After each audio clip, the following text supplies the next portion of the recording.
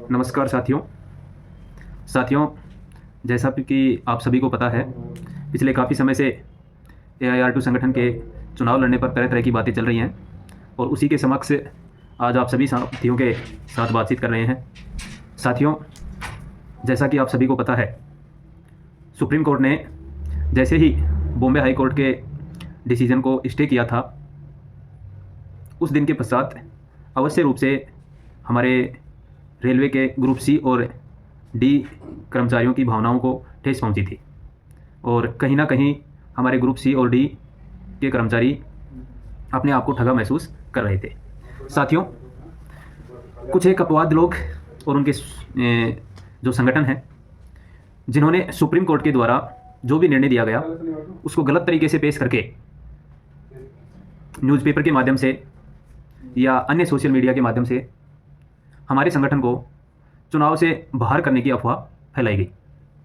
लेकिन इसके बावजूद भी AIR2 संगठन के जो जाबान सिपाही हैं, वो संगठन के साथ कंधे से कंधा मिलाकर दोगुनी ऊर्जा के साथ मैदान में डटे रहे हैं। मेरे लिए और संगठन के लिए इससे ज़्यादा फख्र की बात हो नहीं सकती। साथियों, अगर असली मायने में मैं बात करूं तो AIR2 संगठन चुनाव पार्टिसिपेट करके जीत चुका है। साथियों, मैं थोड़ा सा आपको बता दूं कि जैसे ही 11 नवंबर को AIR2 संगठन का पर्चा रद्द हुआ था, अत्यंत खुशी के साथ अन्य संगठन प्रचार प्रसार करने लग गए थे। परंतु जैसे ही 14 नवंबर 2024 को बॉम्बे हाई कोर्ट का निर्णय आया, इसमें इन सभी लोगों की बत्ती गुल हो गई और प्रचार प्रसार के सारे रास्ते बंद हो गए। ये लोग पछतावा करने लगे कि अब हमें हमारे कर्मों का फल मिलना सुनिश्चित है। परंतु साथियों, वो कहते हैं ना कि जिनको बल से नहीं जीता जाता, उनके साथ छल किया जाता है। इन लोगों ने षड्यंत्र रचा और उसके बाद एक नीचे तबके के कर्मचारी संगठन को चुनाव लड़ने से रोकने के लिए अप्रत्यक्ष रूप से शामिल होकर के हमें सुप्रीम कोर्ट में खड़ा कर दिया, जिससे एक बात तो साबित हो गई कि AIR2 संगठन एक बहुत बड़ा शक्तिशाली संगठन है और अन्य संगठन की जमानत जब्त करके मान्यता में आने का हुनर रखता है। साथियों, इन लोगों ने सोचा कि ग्रुप सी और डी का कर्मचारी अगर मान्यता में आएगा तो रिटायरमेंट लोगों की दुकानें बंद होना सुनिश्चित है। साथियों, जैसे ही सुप्रीम कोर्ट का निर्णय आया, इन मठाधारियों ने हमारे जो कुछ स्वार्थी बोलो या गुमराह बोलो, ऐसे ट्रैक मेंटेनर साथियों को अपने पहरेदार के रूप में चुना और उनको आदेश दिया कि लोहा गर्म है, चोट मार दो। साथियों, जो स्वार्थी लोग इनके चंगुल में फंसे हैं, वो आज फील्ड में हमारे ट्रैक मेंटेनर साथियों को समझाते हुए घूम रहे हैं कि हम LDC ओपन टू ऑल करा देंगे, 8 घंटे ड्यूटी रोस्टर करवा देंगे, UPS में संशोधन करवा देंगे, सभी ट्रैक मेंटेनर कर्मचारियों का जो हार्ड एंड रिस्क अलाउंस बढ़ा हुआ था वो दिला देंगे, वह अन्य विभाग के जो ट्रैक के कर्मचारी हैं उन्हें रिस्क अलाउंस दिला देंगे, सीनियर ट्रैक मेंटेनर को 4200 ग्रेड पे दिलवा देंगे। हम खुद लोग रेलवे बोर्ड में बैठेंगे और वहाँ आपकी मांगों को उठाएंगे। मैं सभी साथियों से कहना चाहता हूँ कि ये वही लोग हैं जिन्होंने पिछले 10 साल से इन संगठनों में छोटे मोटे पदों पर आसीन थे, सिवाय नल सही करवाना, किसी के क्वार्टर की मरम्मत करवाना, किसी के एब्सेंट को सही करवाना, वह अन्य कोई कागजी कार्रवाई से संबंधित छोटे मोटे काम करवाने के अलावा इन्होंने कुछ नहीं करवा पाया। साथियों, अगर ये अपने आप को इतना ही काबिल समझते हैं तो पिछले 10 साल में ऐसा क्यों नहीं करा पाए? ये लोग विभीषण के भेष में AIR2 संगठन की विकट परिस्थितियों का फ़ायदा उठाकर आपको एक ही बात कह रहे हैं कि अब तो आपका AIR2 संगठन चुनावी मैदान में नहीं है, अब हमें वोट दे दो।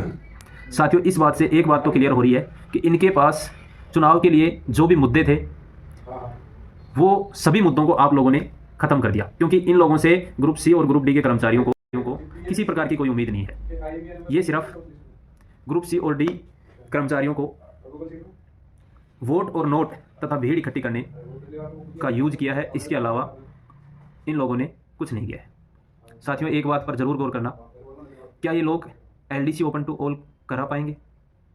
क्या सीनियर ट्रैक मेंटेनर को 4200 ग्रेड पे दिला पाएंगे? क्या सभी कर्मचारियों की 8 घंटे ड्यूटी रोस्टर करा पाएंगे? रक्षक डिवाइस दिला पाएंगे? पेट्रोलिंग में डबल आदमी करा पाएंगे? या अन्य लाइन कर्मचारियों को रिस्क अलाउंस दिला पाएंगे? सेफ्टी सामान समय और गुणवत्तापूर्वक उपलब्ध करवा पाएंगे? साथियों, इन्होंने सिर्फ किया है तो एक ही काम किया है, और वो है कि रेल कर्मचारियों की लाशों पर राजनीति करना। मैं आप सभी साथियों को बताते हुए बहुत दुख व्यतीत कर रहा हूं कि आज जब एक लाइन कर्मचारी अपनी सेफ्टी से बाधित होते हुए रन ओवर होता है, तो हमारे साथी की ये हालत हो जाती है कि उसकी लाश को उसके परिवार के लोग भी नहीं पहचान पाते। मतलब स्थिति ये साफ क्लियर है कि पिछले 12 साल से ये लोग सत्ता में होते हुए एक नीचे तबके के कर्मचारी की सुरक्षा तक नहीं कर पाए। सिर्फ और सिर्फ अगर कर्मचारी ने मांगा था तो अपनी एक सुरक्षा मांगी थी, रक्षक डिवाइस, लेकिन वो भी आज उपलब्ध नहीं करा पाए। तो इन लोगों से हम किस प्रकार की उम्मीद कर सकते हैं?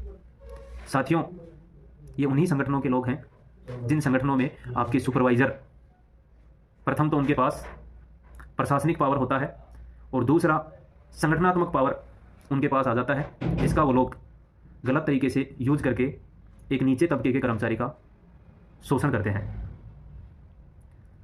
जैसे ही अगर कोई नीचे तबके का कर्मचारी अपनी डिमांड उनके सामने रखता है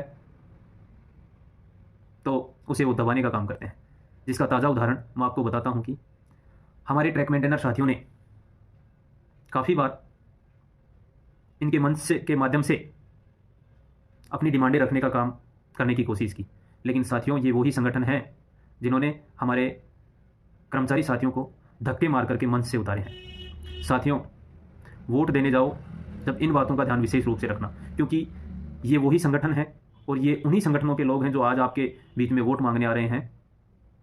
ये लोग उन संगठनों से रिश्ता रखते हैं जिन संगठनों में हमारे ट्रैक मेंटेनर साथियों को अपनी आवाज़ उठाने का हक भी नहीं मिल पाता है। साथियों, जिस प्रकार आपको मंच से धक्के मारकर उतारा गया था, आज आपके पास मौका है कि आप भी अपनी वोट की ताकत से इनका मंच ही खत्म कर दो और खुद का मंच स्थापित करो, क्योंकि इससे अच्छा मौका और अवसर आपके पास आने वाला नहीं है। बड़ी मुश्किल से हम लोगों ने आप लोगों के सहयोग से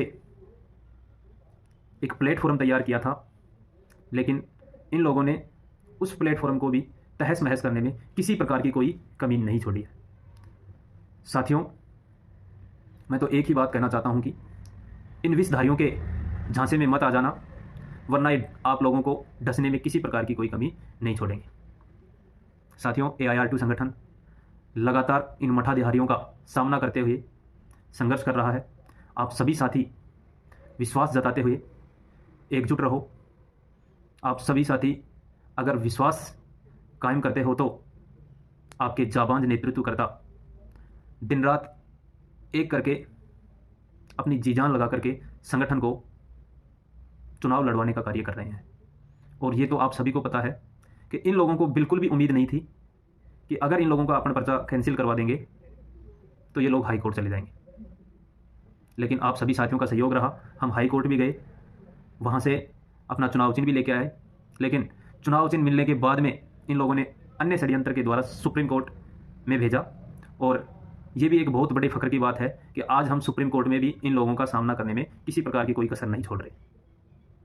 नहीं तो इन लोगों की मनसाई सिर्फ इतनी थी कि ये लोग हाई कोर्ट और सुप्रीम कोर्ट में उलझे रह जाएंगे और हम लोग इनको आपस में बांटकर इनके वोट बैंक का इस्तेमाल कर लेंगे। साथियों, अब हमें कहीं भी इस्तेमाल होने की आवश्यकता नहीं है। मैं आप सभी साथियों को आश्वस्त करता हूं कि AIR2 संगठन आपके मान सम्मान की लड़ाई में कभी पीछे नहीं हटेगा। अंतिम क्षण तक आपकी लड़ाई लड़ी जाएगी। संगठन का जो भी निर्णय होगा वो ग्रुप सी और ग्रुप डी ओपन लाइन के कर्मचारियों के हित में होगा, बशर्ते आप लोग किसी भी प्रकार के प्रलोभन व लुभावने वाली बातों की भावनाओं में नहीं बहें और अपनी एकजुटता की ताकत से संगठन को मजबूत करें। संगठन प्रत्येक कर्मचारी की भावनाओं की कदर करता हुआ आगे बढ़ रहा है और जो भी कार्य करेगा वो प्रत्येक कर्मचारियों की भावनाओं को ध्यान में रखते हुए करेगा। बस साथियों, आप सभी साथियों से यही उम्मीद है कि जिन भी साथियों के बीच में हमारे जाबान सिपाही प्रचार प्रसार के लिए पहुँचे हैं, उसी को हमारा प्रचार प्रसार या संपर्क समझते हुए संगठन को मजबूत करें, क्योंकि ये लोग करोड़ों रुपए का इनके पास चंदा है, सुविधाएं हैं, आर्थिक स्थिति से मजबूत हैं, जिसकी बदौलत प्रत्येक कर्मचारी के पास इस समय में जितना शायद पिछले 12 साल में ये लोग नहीं गए होंगे, उतना ये मात्र 10 दिन में आपके पास जा रहे होंगे। लेकिन जो AIRTU संगठन है, उसके पास समय की कमी है, आर्थिक स्थिति से भी इनके जितना मजबूत नहीं है। सिर्फ आप सभी साथियों का जो सहयोग है, उसी की बदौलत हम सभी साथियों के पास पहुंचने का पूरा प्रयास कर रहे हैं।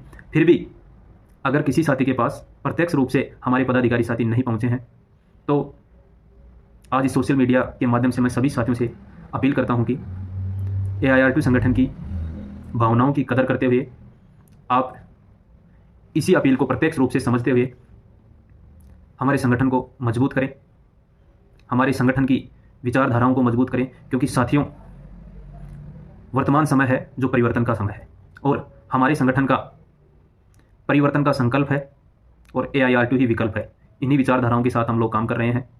आप सभी साथियों का सहयोग और आशीर्वाद इसी प्रकार बरकरार रहे, और मुझे पूर्ण विश्वास है कि आने वाला समय है जो ग्रुप C और ग्रुप D के कर्मचारियों का होगा, और ईश्वर आप सभी कर्मचारियों की भावनाओं की कदर करते हुए आपके हित में निर्णय करवाएगा, ऐसी ईश्वर से मेरी कामनाएं हैं। पुनः मैं सिर्फ सभी साथियों से एक ही अपील करता हूं कि किसी प्रकार के झांसे और बहकावे में ना आकर